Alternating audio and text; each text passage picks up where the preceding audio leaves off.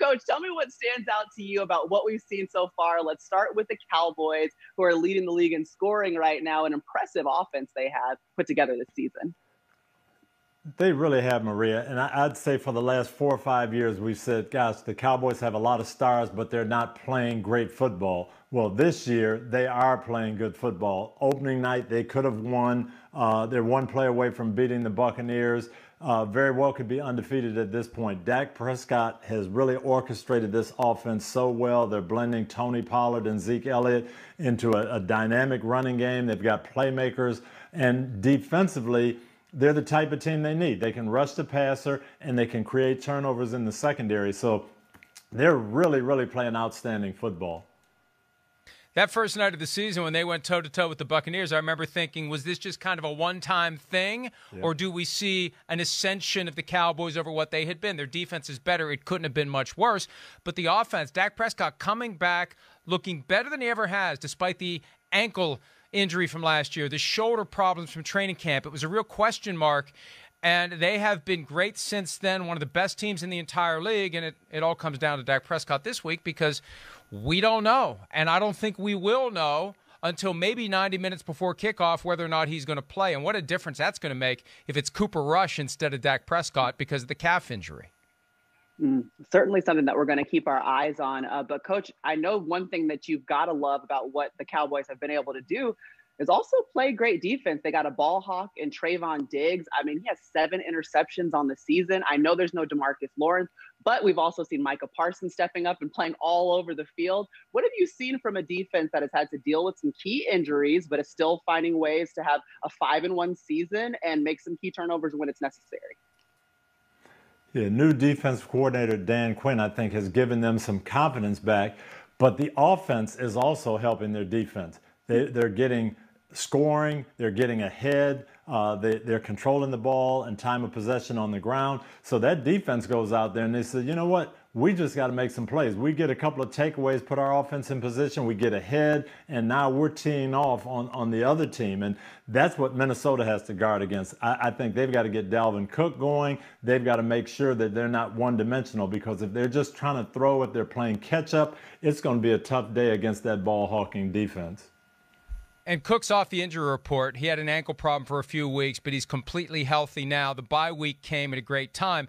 And thinking about that bye week, Coach, this is my question for you. With Trayvon Diggs, at what point will teams stop throwing at him? That's the true hallmark of a shutdown corner, when he has no interceptions. He's got a lot of interceptions because they're throwing at him. Do you think the Vikings will come out of their 2 weeks to get ready for him thinking, we're not going to test this guy because he's shown that he's got the same ball skills as his brother Stephon? No, I'll tell you what, you make a good point. Everson Walls, he reminds me so much of Everson Walls, who was a great interceptor for the Cowboys back when I played. And Walls kept getting those opportunities because people said, we can go by this guy. We can make some plays. He gambles a lot. We can get big plays. And I think that's where Trayvon Diggs is right now. He's still getting the action because people think they can make some plays. Now, at some point, maybe that'll happen, but I expect the Vikings to go at him. I think he's going to see plenty of Adam Thielen. Well, one thing to watch out for, guys, is if Trayvon Diggs gets one more interception. So if he intercepts Kirk Cousins, then he'll set the NFL record for consecutive games with an interception to start the season. And that would be a pretty good mark for a rookie cornerback stepping into the league and making plays. All right, we started at the end of our Sunday night because we had to get in our play for Mike Florio. But let's go back to the top and talk about the Steelers and the Browns. And one thing I love to do with you, Florio, is just give me the headline or the highlight that you would use to label this matchup if you had to write one for a newspaper, which I think they do still exist. I think it's also Twitter, though. Intensity is what it would be, in all caps, big font.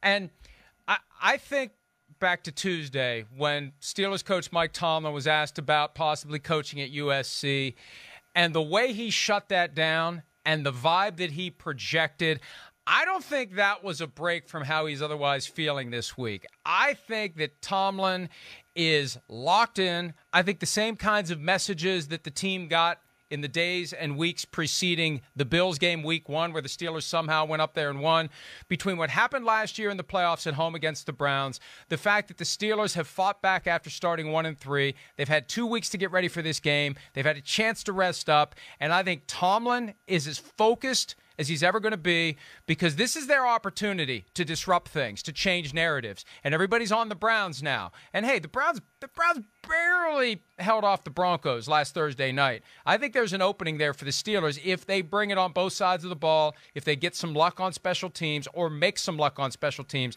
I think intensity is the word, and I'm not going to be surprised if the Steelers beat them. Well, it is going to be intense, Mike. I can promise you that, because those Cleveland Browns it's still on their bulletin board what Juju said last year. Oh, this is still the Browns and all of that. You've got that rivalry aspect, and this is a critical game. Cleveland's reeling a little bit. They haven't played great, especially on defense. Will Baker Mayfield be back? Is it going to be Case Keenum? Will they be able to run on Pittsburgh? Pittsburgh's got to come and be physical and shut down that two-headed monster running game, no matter who the backs are for Cleveland.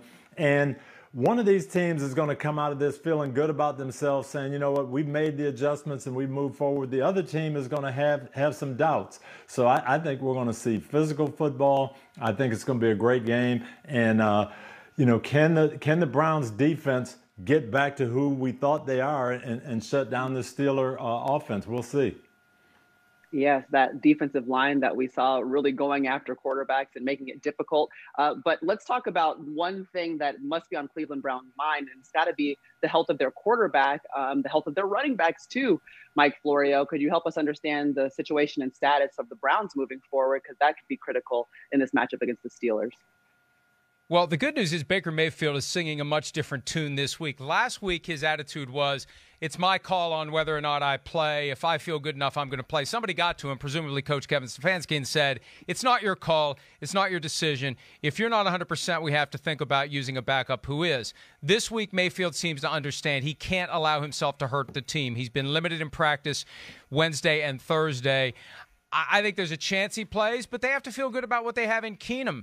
Their backup is good enough to get it done. He showed it last week. And if there's still concern about the shoulder injury, the broken bone at the top of the arm leading into the elbow, those are all things that could keep Mayfield off the field. They have the Bengals next week, so that's another reason to let him rest up if they think they can get things done with Keenum against the Steelers. And also Nick Chubb may be back. They didn't need him against the Broncos. D'Ernest Johnson was awesome. We know Kareem Hunt's out, but it could be Chubb and Johnson in the backfield, which will make it easier if for some reason Mayfield can't play.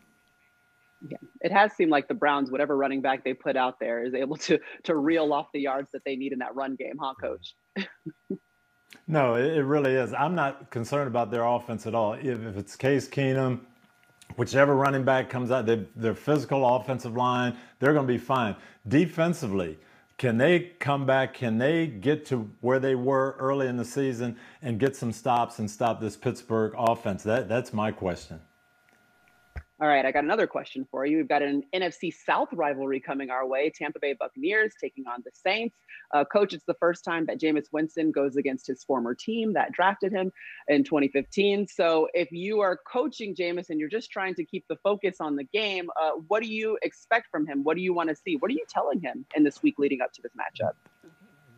This is going to be tough. He's going to have to manage his emotions, calm down, and just lead this team really well. But he's also going to have to make plays because you are not going to beat the Tampa Bay Buccaneers running the football. That's been New Orleans' strength so far this year. Kamara in that running game. They just traded for Mark Ingram. He'll be back. But you aren't going to beat these guys, Tampa, that way. He's going to have to come out, make some plays, throw in the football. And so for Jameis, it's going to be that kind of fine line, aggressive but composed, and that's what he's going to have. And I think you're absolutely right, because he's always been a guy who gets a little bit too emotional, tries to do more than maybe he can do. We thought that maybe Sean Payton was coaching that out of him. But when I watch him coach, I see somebody who wants to throw the ball deep, and he's always looking, and he's always keeping an eye toward that deep option. And it's almost like he doesn't want to run the offense the way that our colleague Drew Brees did. And Chris Sims made the point earlier this week on PFT Live. Jameis Winston is not nearly as accurate underneath as Brees was, but he's very accurate, and he's got the arm to get it down the field. And I think that he's going to be tempted, Maria, to look down the field and fire the big pass, the 50-yard bomb to swing the momentum in the Saints' favor against a team like the Buccaneers. And you mentioned that, Mike, and I think Sean Payton really does have to adjust to that. For 10 years or 12 years, he had Drew Brees. He had this 75% passer that was very accurate and precise and got rid of the ball quickly. Now you've got a different type of quarterback, and you might just have to structure your offense toward those big plays a little bit more, because that's who Jameis is. Well, on the other sideline, you don't want him trying to go toe for toe with Tom Brady, because right now that Buccaneers offense, they're leading the league in passing yards. They're third in the league in scoring. And as you've alluded to, Coach, several times, and a great offense can be one of your best defenses. So what do you expect to see from Tom Brady as he goes against the Saints? Well, I think we're going to see what we've seen the first 7 weeks of this season. Very precise passer, a guy who knows what he wants to do, who's got a lot of weapons. To me, the only way I see New Orleans winning this game is with pass rush. If their front can disrupt people, if they can use the noise, which they didn't have last year when they were at home, to get a jump on that snap count and get pressure, force some turnovers, that's the way they're going to have to win this game. Tampa is playing at a very, very high level on offense if they're not disrupted. Yeah, and I think Brady will not forget the fact that even though he won the one that counted last year in the playoffs, he was swept last year by the New Orleans Saints. And it just seems like we know he uses anything he can to motivate himself. And the fact that he was 0-2 last year against the Saints is going to motivate him even more. Even with a different quarterback, it's going to motivate him even more. But we know what you have to do. You have to get to Tom Brady before he throws the ball. The problem is he knows where he's throwing the ball before he gets it in his hands, and he gets rid of it before anyone can get to him. And unless you can get there before he finds the target and gets rid of it, you have no chance of shutting him down. Actually, I remember, Mike, that Drew Brees told a great joke. He was like, listen, the last time the Sunday Night Football crew had Buccaneers and Saints, everyone picked the Buccaneers, but Drew Brees got the win. So luckily, we don't have to pick this game. Well, we'll see who he picks this week. Yeah. Okay, exactly. We'll talk through that. Okay, the last game I wanted to get to, Titans on the Colts, and it's the second matchup and meeting between these two. Coaches, you learn a lot from the first time you play a team. What could the Colts do or change in order to have more success against the Titans this week? Yeah, I always think the team that lost the first game has the advantage. The Colts will make some adjustments. One of the things that we do know, their offense is playing much better. They got some takeaways from their defense. They couldn't cash them in. Carson Wentz, much more comfortable. He had missed a lot of training camp, was just kind of coming into his own. T.Y. Hilton, if he's back, that really helps them, again, trying to get that big play. I think we'll see more scoring from the Colts. The problem is, with their zone defensive emphasis, can they put enough guys in the box to stop Derrick Henry and still be effective in their zone defenses? I'm not so sure. I think Matt Eberflus, the defensive coordinator, may have to go to more man-to-man this week than he normally does to counteract that Titans play-action passing game. Yeah, Derrick Henry had 113 rushing yards when they played in Week 3 in the 25-16 win. Jonathan Taylor only had 64, though. He's come on for the Colts since then, and I think he's going to be a key to this game.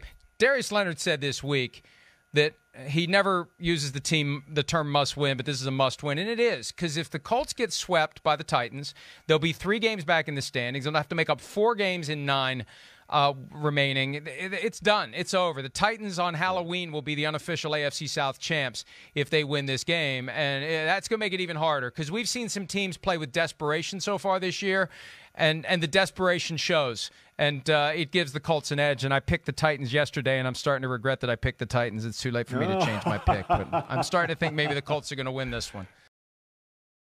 Hi, I'm Mike Tirico, and thanks for watching. Make sure to hit subscribe for the latest news and highlights from NBC Sports.